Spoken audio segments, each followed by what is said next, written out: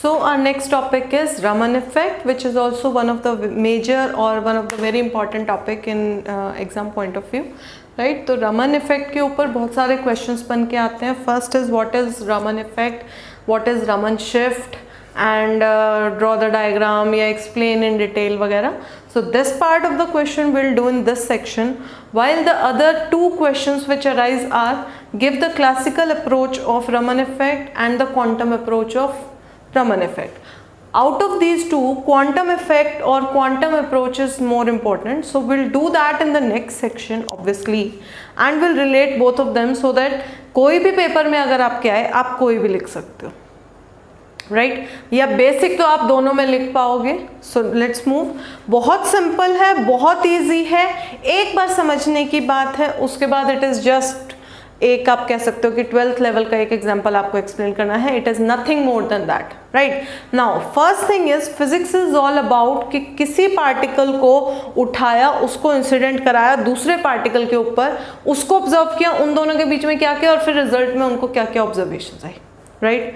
चाहे कोलिजन्स हो जाए, चाहे रेडिएशंस हो जाए, कोई टक्कर खा के एक्साइटेड स्टेट में जा रहा है, कोई रिलीज करके ग्राउंड स्टेट में आ रहा है, हो क्या रहा है, कोलिजन्स, राइट. हमने पहले भी कितने भी टॉपिक करे, हर टॉपिक के अंदर कहीं ना कहीं कोलिजन निकल के आता है.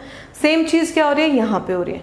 यहाँ पे सबसे पहले क्या हुआ, 1928 के अंदर हमारे एक इंडियन साइंटिस्ट थे सर सीवी रमन, राइट. उनको नोबेल प्राइज भी मिला था, that's why I have written Nobel laureate.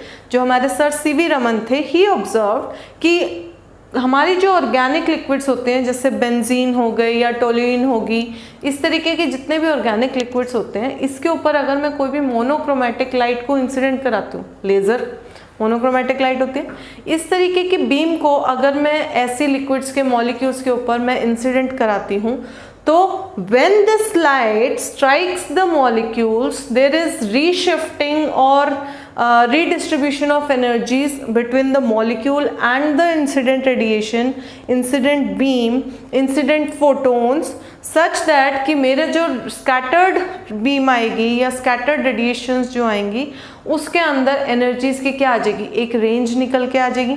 Single आ रही थी लेकिन अब क्या होगी, एक रेंज ऑफ फ्रीक्वेंसीज ऑब्जर्व होंगी, राइट. इसी चीज को क्या बोला, रमन इफेक्ट बोला.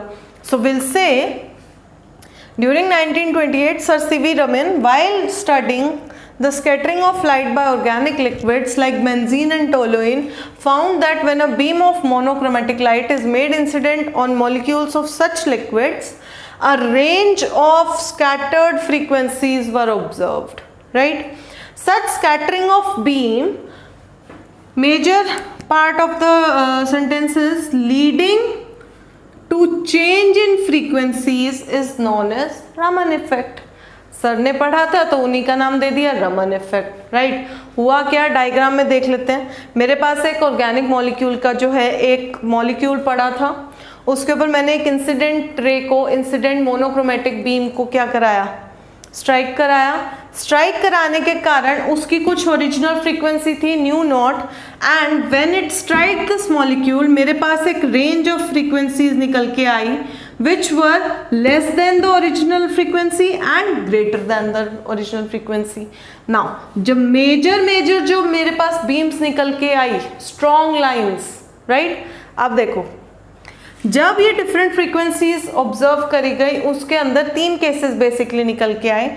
फर्स्ट इज जब एक जो बीम थी उसकी frequency was same as the incident frequency, कोई फ्रीक्वेंसी शिफ्ट नहीं हुई, कोई फ्रीक्वेंसी चेंज नहीं हुई, सच दैट जो मेरी स्कैटर्ड बीम थी उसकी फ्रीक्वेंसी भी क्या थी, इंसिडेंट बीम के बराबर थी. तो इस केस के अंदर मेरे पास बहुत स्ट्रॉन्ग लाइंस निकल के आई, I will say strong lines निकल के आई of this frequency, and this scattering was known as Rayleigh scattering, right. सिर्फ एक केस के अंदर जिसमें मेरी incident and scattered frequency same है, उस केस को I will call Rayleigh scattering. While इस रेले स्कैटरिंग के दोनों तरफ को मुझे कुछ वीक लाइंस ऑब्जर्व हुई, I will say weak lines observe हुई सच दैट उन दो लाइंस के बीच जो दो ऑब्जर्व हुई उसमें से एक की फ्रीक्वेंसी इंसिडेंट फ्रीक्वेंसी से कम थी, एक की फ्रीक्वेंसी इंसिडेंट फ्रीक्वेंसी से ज़्यादा थी। So we named both of them. First case was जिसमें उसकी frequency was less than original frequency, तो we say उसको बोलेंगे Stokes-Raman scattering. This is not Raman scattering. Raman scattering is ये जिसके अंदर मेरी जो frequency है उसके अंदर shift हुआ है, right? Because Raman scattering is scattering of beams leading to change in frequencies, right? अगर फ्रीक्वेंसी में चेंज नहीं है तो it is not Raman scattering. So the first case is जिसके अंदर scattered frequency is less than the incident frequency, such scattering will be known as Stokes Raman scattering.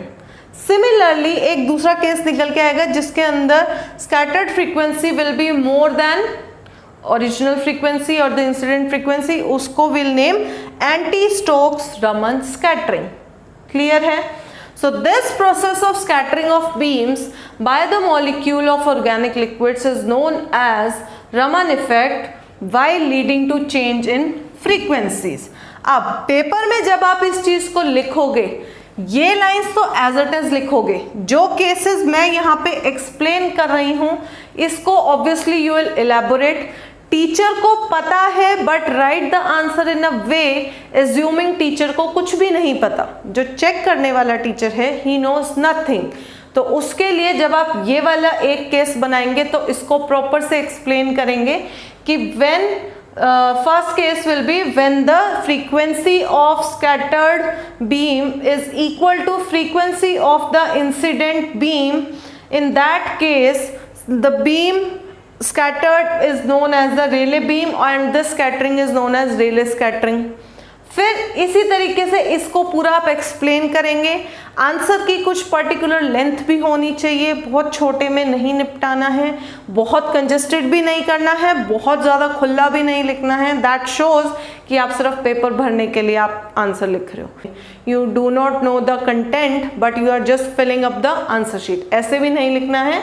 Proper जितना required है उतना आप लिखेंगे। This is Raman effect and Raman effect का एक basic intro, फिर उसके ऑब्जर्व केसेस, उसके करस्पॉन्डिंगली एक डायग्राम बनाएंगे। डायग्राम के बाद अगर आई विल से new not is my incident frequency, new dash is my scattered frequency, तो रमन शिफ्ट क्या होगा? Raman shift is the change in frequency that will be original minus final or the scattered frequency. This gives my Raman shift. Corresponding to this, we'll draw again one graph showing the frequency versus intensity graph. ये तो हमने diagrammatically explain किया, this is what we observe. तो graph के ऊपर क्या आता है? रेड वाला part is my Rayleigh scattering, जिसके अंदर न्यू नॉट के ऊपर ही मेरा एक फ्रीक्वेंसी का पीक आएगा। फ्रीक्वेंसी इस तरफ इंक्रीज हो रही है, तो ये जो पार्ट है in this case nu will be less than nu naught, that means ये मेरी कौन सी फ्रीक्वेंसीज हैं? स्टोक्स की फ्रीक्वेंसीज हैं and higher frequencies are my anti Stokes frequency. दो डायग्राम, एक इंट्रोडक्शन, तीन केसेस की पूरी डिटेल में एक्सप्लेनेशन एंड एक expression. This will give you full marks while explaining the question which is only ask कि आप रमन इफेक्ट को, रमन स्कैटरिंग को एक्सप्लेन करो। So this is your Raman scattering. Clear है? क्लियर है? Let's move on to quantum approach और quantum theory of Raman effect.